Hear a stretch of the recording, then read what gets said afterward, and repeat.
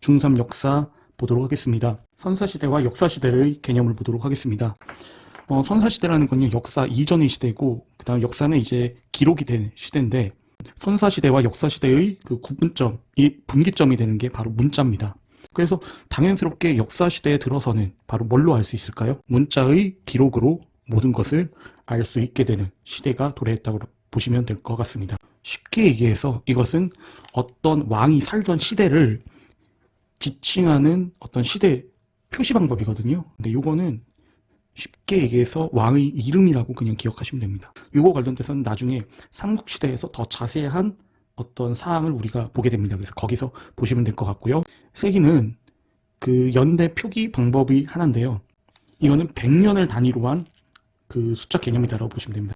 예수님이 태어났던 그 전 시기와 그 후 시기를 구분하는데, 그러니까 중심이 뭐예요? 예수님이 탄생이에요. 그러니까 여기를 BC라고 하고, 그 다음에 여기를 AD라고 하는데, 여기는 비포 크리스트, 그 다음에 이거는 뭐 뜻이 있습니다. 기원 전이라고 하고요. 그리고 이 뒤를 우리는 기원 후라고 합니다. 기원 전 같은 경우는 그 전에가 숫자가 많고 뒤로 갈수록 숫자가 줄어듭니다. 그러니까 시간이 거꾸로 올라간다고 보시면 돼요. 왜 그럴까요? 예수님을 탄생을 기점으로 멀어질수록 시간이 과거 가까워질수록 시간이 뭡니까?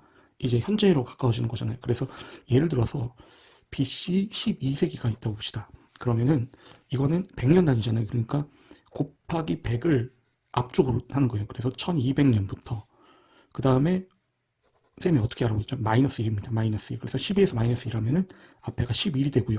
그리고 1. 그런데 여기 1이 있지 않습니까? 얘가 2인가 울어요. 나 놓고 할 거야. 그러니까 얘가 알아서 컴온 하니까 얘가 야호 하면서 올라탑니다. 그래서 BC 12세기는 1200년부터 1100년이라고 보시면 됩니다. 12세기라고 하면 AD 12세기. 여기는 예수님의 생후 이후의 시기이기 때문에 어떻게 될까요? 그 뒤로 갈수록 시기가 플러스가 됩니다. 그래서 반대로 요거는 이 뒤가 1200. 그다음 마이너스 1을 했죠. 마이너스 1은 11. 그 다음 얘가 2 울면서 하니까 얘도 야호 건너가서. 그래서 1101년부터 1200년을 12세기라고 합니다. 신석기의 대표적인 유물인 빗살무늬 토기를 보도록 하겠습니다. 빗살무늬 토기는 이렇게 보시면은요, 토기죠, 토기. 그래서 이 토기는 바로 정착 생활을 했던 신석기 시대 유물이다라고 보시면 되겠고요. 그래서 여기가 뾰족한 걸 보면은 바로 강가나 바닷가의 모래사장에 이 토기를 꽂기 위해서 빗살무늬 토기가 이렇게 뾰족하다는 걸 우리가 볼 수 있을 것 같습니다. 마지막 빙기 이후 지구의 자연환경은 어떻게 변화했을까? 구석기 시대에는 일정한 주기로 빙기가 반복되면서 기후는 끊임없이 변화했습니다. 오늘날 같은 자연환경이 형성된 것은 기원전 1200년 무렵 마지막 빙기가 끝나면서부터입니다. 그러니까 대개 구석기에서 신석기로 넘어가는 그 분기점에 바로 마지막 빙기가 끝나면서 지구가 따뜻해졌다고 보시면 될 것 같습니다. 그러면서 기온이 올라가면서 육지에는 숲이 우거지고 빙기에 살았던 큰 동물들 대신 노루, 토끼와 같은 작은 동물들이 번성하였습니다. 그래서 강가나 바닷가에 물고기나 고래들도 많아지게 됩니다. 기후가 변했기 때문에 동물들이 작아지잖아요. 그렇죠? 그러니까 그 전에는 동물들이 컸기 때문에 그 뗀석기, 그러니까 정교하게 만들어지지 않은 걸로도 충분히 사냥을 할 수 있었는데, 이젠 작고 빠른 동물들이 많아지기 때문에 인간도 뭡니까? 그만큼 민첩하게 움직여야 동물들을 사냥할 수 있지 않습니까? 여기서 이음도구라는 게 있습니다. 이음도구. 이음도구라는 건 뭐냐면요, 돌에다가 이런 막대기를 다는 걸 말해요. 그래서 여기 그 아주 날카롭게 연마된, 날카롭게 갈린 간석기를 통해서 날카로운 어떤 화살촉이나 청촉을 만들고, 그리고 이렇게 나무를 매달아 가지고 요걸 던지거나, 요걸 던지면 뭐가 되죠? 창이 되죠. 그리고 요거를 쏘면 뭐가 됩니까? 더 작게 해서 화살이 되는 겁니다. 만주와 한반도에서 구석기 시대가 시작되답니다. 자, 지구의 인류가 등장한 때부터 약 1만 년 전까지를 여기까지 좀 밑줄치고요. 그 다음에 구석기 시대를 내묻히시면 됩니다. 라고 한다. 구석기 시대 사람들은 돌을 깨뜨려 만든 뗀석기로 동물을 사냥하거나 식물을 채집하였고, 식량을 찾아 무리사회를 지어 자주 이동하였다. 자, 여기서 뗀석기 박스 치시고요. 그 다음에 동물을 사냥 밑줄 치고 사냥 동그라미, 그리고 식물을 채집 밑줄 치고 채집을 동그라미 치시면 됩니다. 그리고 식량을 찾아 무리를 지어 자주 이동까지 밑줄 치고요. 그리고 무리를 박스, 이동을 박스 치시면 됩니다. 구석기는 뗀석기, 간석기는 신석기, 구텐 간신. 구석기 시대는 이동을 했기 때문에 이 시대는 아직은 그 동물 사냥, 채집이 거의 그 경제활동이 전부였다라고 보시면 될 것 같습니다. 이들은 주로 동굴, 바위근을 강가의 막집에서 살았다. 근데 자 여기서 동굴, 그 다음 바위근 동그라미, 막집 동그라미 하시면 됩니다. 그래서 여기는 여러분들 그 신석기 시대 웅집과 구분 지을 수 있는데, 일단 신석기 시대 웅집을 기억을 하시고요. 여기는 동굴, 바위근을, 막집 이런 게 있었다. 그냥 그렇게만 보시면 될 것 같습니다. 만주 한반도 주변 지역에서는 약 70만 년 전부터 구석기 문화가 발생하였다. 중국의 베이징에서는 호모 에렉투스의 화석이 발견되었고, 만주 한반도의 여러 지역에서는 구석기 유적이 확인되었다. 이 외에도 주먹도끼, 집게, 찌르개, 끌개 등과 같은 다양한 뗀석기와 뼈도구가 발견되었다. 자, 여기서 주먹도끼 밑줄, 집게 밑줄, 찌르개 밑줄, 끌개 밑줄, 그 다음에 뗀석기 박스, 뼈도구를 밑줄 치면 됩니다. 누가 사진을 찍으려고 하는데 누가 사진을 찍고 있는데 그 사진 찍는 거를 막으면서 누가 주먹을 내니까 상대방이 알아서 끌게, 찍지마 주먹, 알아서 끌게, 찍지마 주먹, 알아서 끌게. 만주 한반도 일대에서 신석기 시대로 접어들다. 마지막 빙기가 끝나고 기후가 따뜻해지면서 신석기 시대가 시작되었다. 자, 여기 쭉 붙여주시면 됩니다. 마지막 빙기가 끝나고 기후가 따뜻해지면서 신석기 시대가 시작, 그리고 신석기 시대를 내묻히시고요. 사람들은 작은 짐승과 물고기를 잡기 위해 돌을 갈아서 정교한 간석기, 그래서 사람들은 작은 짐승과 물고기를 잡기 위해 돌을 갈아서 정교한 간석기, 박스 치시고요. 이런 간석기를 만들 이유가 뭐다? 아주 빠른 동물들을 잡기 위해서 이음도구라는 걸 만들고 그 화살촉, 창촉을 바로 간석기로 정교하게 만들었다고 보시면 됩니다. 를 만들었다. 그래서 신석기 시대 사람들은 사냥이나 고기잡이, 채집 활동을 하다가, 자, 이게 중요해요. 신석기 시대 사람들은 사냥, 고기잡이, 채집 생활을 하다가 특히 무슨 잡이를 많이 했을까요? 바로 물고기 얌얌을 많이 했습니다. 그래서 신석기 시대의 경제를 100%로 보면은 90% 이상은 아직은 뭐다? 아직은 사냥, 채집이다. 그리고 나머지 10% 미만이 뭐다? 농사다라고 보시면 됩니다. 오히려 농사가 더 적을 수도 있습니다. 그런데 여기서 농사를 짓고 가축도 길렀다. 그러니까 농사가 시작되고 가축도 길렀다는 겁니다. 그러니까 우리가 그런데 이게 굉장히 혁명적인 거기도 했어요. 왜 그러냐면 인류가 그 경제 파트에서 적은 퍼센테이지긴 했지만 안정적으로 그 먹을 거를 얻을 수 있는 수단이었거든요. 그러니까 그 말은 뭘까요? 결국에는 안정적으로 먹을 거를 얻을 수 있다는 거는 바로 정착 생활을 할 수 있고, 그 정착 생활을 하는 거는 결국에 뭘까요? 바로 신석기 시대 사람들이 안정적으로 한 군데 살 수 있었다는 얘기가 됩니다. 농경이 시작되면서 점차 한 곳에 정착하여 마을을 이루었고 주로 바닷가나 강가에 지은 웅집에서 살았다. 자, 여기서 계속 밑줄 칩니다. 농경이 시작되면서 점차 한 곳으로 정착하여 마을을 이루었고, 자, 쭉 밑줄 치고 농경에다 박스, 정착 박스. 자, 그래서 뭐하고 구분이 돼요? 그 구석기 시대의 이동생활과 차이점입니다. 근데 요게 제일 중요합니다. 정착. 한 군데 정착해서 살기 시작했다. 그리고 주로 바닷가나 강가에 지은 웅집에서 살았다. 그래서 웅집 박스 치시고요. 그런데 잘 보세요. 쌤이 아까 요거 반드시 기억하라고 했었잖아요. 신석기 시대는 우리가 아직은 그 경제 규모에서 차지하는 비중이 90% 이상이 아직은 뭡니까? 바로 물고기 얌얌 같은 사냥, 채집이다라고 보시면 됩니다. 왜 그러냐면 농사가 신석기 시대에서 차지하는 경제적 비중이 컸다고 하면은 집의 위치가 어디여야 될까요? 내륙 지방이어야 되죠. 그런데 주로 바닷가나 강가에서 지은 웅집이었다. 이건 뭘 뜻할까요? 물고기 잡이에 특화된 지역에서 웅집 모여 살았다는 걸 우리가 알 수 있습니다. 그러니까 농사가 아직 그 신석기 시대의 메인 산업이 아니라는 거 우리가 알 수 있겠죠. 또한 토기를 만들어 음식을 조리하거나 식량을 저장했다. 토기라는 게 왜 신석기 시대 때 저기 등장했는지 아시겠죠? 정착 생활을 하면서 비로소 뭡니까?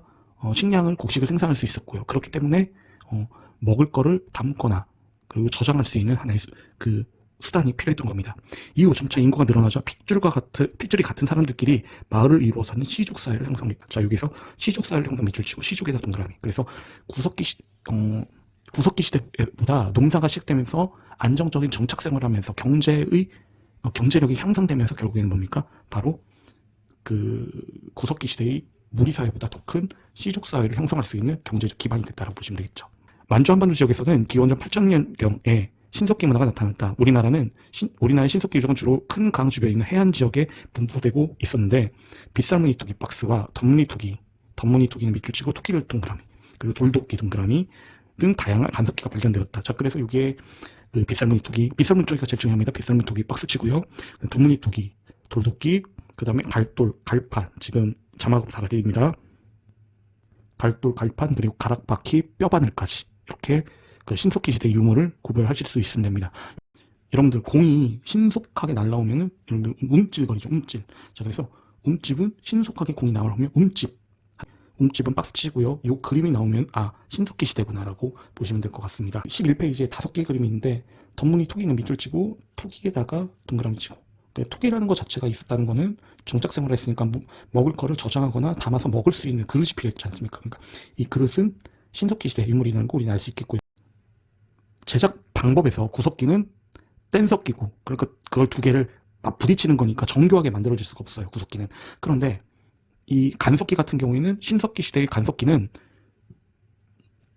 가는 거잖아요. 그렇죠? 그러니까 두 개를 마찰을 시키면서 보다 정교하게 만들 수가 있습니다. 그래서 여러분들이 그림은 이렇게 구분하면 돼요.